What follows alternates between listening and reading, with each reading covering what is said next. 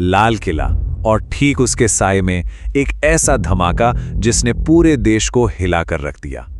आज हम इसी रहस्यमयी घटना की तह तक जाएंगे, परत दर परत। तो जैसे ही ये खबर सामने आई, हर किसी के जहन में बस एक ही सवाल था, सबसे बड़ा सवाल, कि ये सिर्फ एक हादसा था या फिर इसके पीछे कोई बहुत गहरी, बहुत खतरनाक साजिश थी। जब जांच करने वाली टीमें वहां पहुंची तो उन्हें सिर्फ एक जली हुई कार का मलबा नहीं मिला, नहीं, उन्हें मिला एक उलझा हुआ पजल, एक पहेली। और ये साफ था कि ये कोई मामूली कार में लगी आग का मामला नहीं था, मामला कहीं ज्यादा बड़ा था, कहीं ज्यादा संगीन।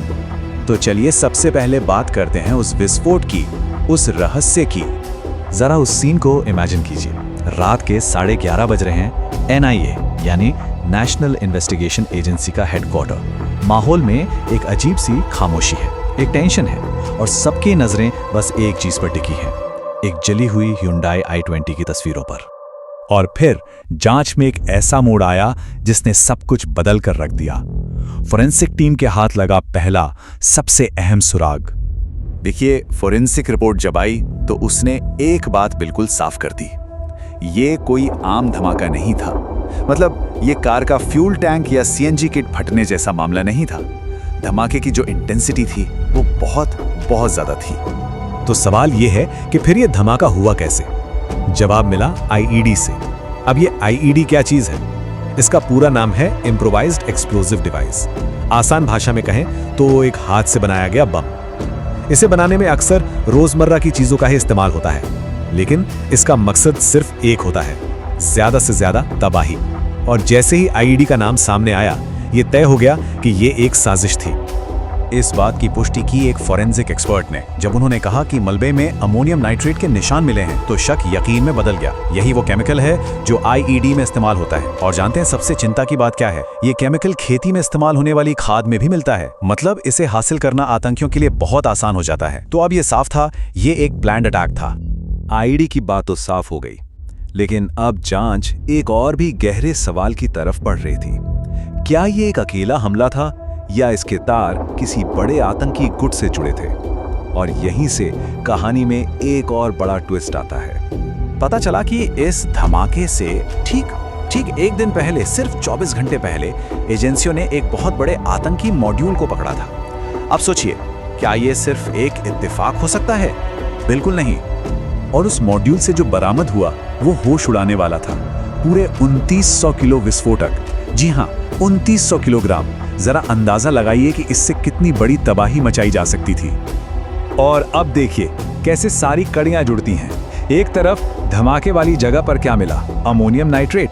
और दूसरी तरफ एक दिन पहले पकड़े गए आतंकी मॉड्यूल से क्या बरामद हुआ? वही अमोनियम नाइट्रेट, वो भी 2900 किलो। कनेक्शन बिल्कुल शीशे की तरह साफ था। इस पूरे केस को एक चेहरा मिला जब सीसीटीवी फुटेज खंगाली गई। फुटेज में एक शख्स दिखा जिसका नाम था उमर। और उमर का कनेक्शन सीधे सीधे उसी आतंकी मॉड्यूल से था जो एक दिन पहले पकड़ा गया था। अब शक की कोई गुंजाइश ही नहीं बची थी। तो अब तक ये तो पता चल गया कि क्या हुआ और किसने किया, लेकिन सबसे बड़ा सवाल, क्यों? आखिर इस हमले के पीछे मकसद क्या था? निया की जांच मूलतः 3 थियरीज पर चल रही थी। पहली कि ये एक जवाबी कार्रवाई थी, मतलब जो आतंकी मॉड्यूल पकड़ा गया था ये उसी का बदला था। दूसरी थियरी थी एक विदेशी साजिश की, जिसमें लश्कर और जैश जैसे बड़े आतंकी संगठनों का हाथ हो सकता है। और तीसरा और शायद सबसे खतरनाक एंगल, ये एक सिंबॉलिक अटैक था। जैसा कि एनआईए के एक बड़े अफसर ने कहा, जगह का चुनाव कोई इत्तेफाक नहीं था। लाल किला ये सिर्फ एक इमारत नहीं है, ये देश की पहचान है, देश का प्रतीक है। तो यहां हमला करने का मतलब सिर्फ लोगों को मारना नहीं था, असली मकसद था डर फैलाना, खौफ पैदा करना और पूरे देश में एक अराजकता का माहौल बनाना। तो अब सवाल उठता है कि जांच में आगे क्या हो रहा है और क्या चुनौतियां बाकी हैं। देखिए, जांच अभी भी कई अलग अलग एंगल पर चल रही है।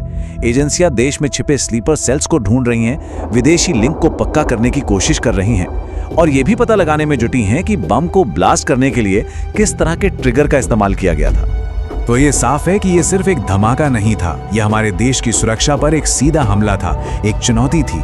जांच करने वालों ने इस पहेली के कई टुकड़ों को तो जोड़ लिया है, लेकिन एक सवाल आज भी हवा में है। इस पूरी साजिश के पीछे का असली चेहरा कौन है? असली मास्टरमाइंड कौन है?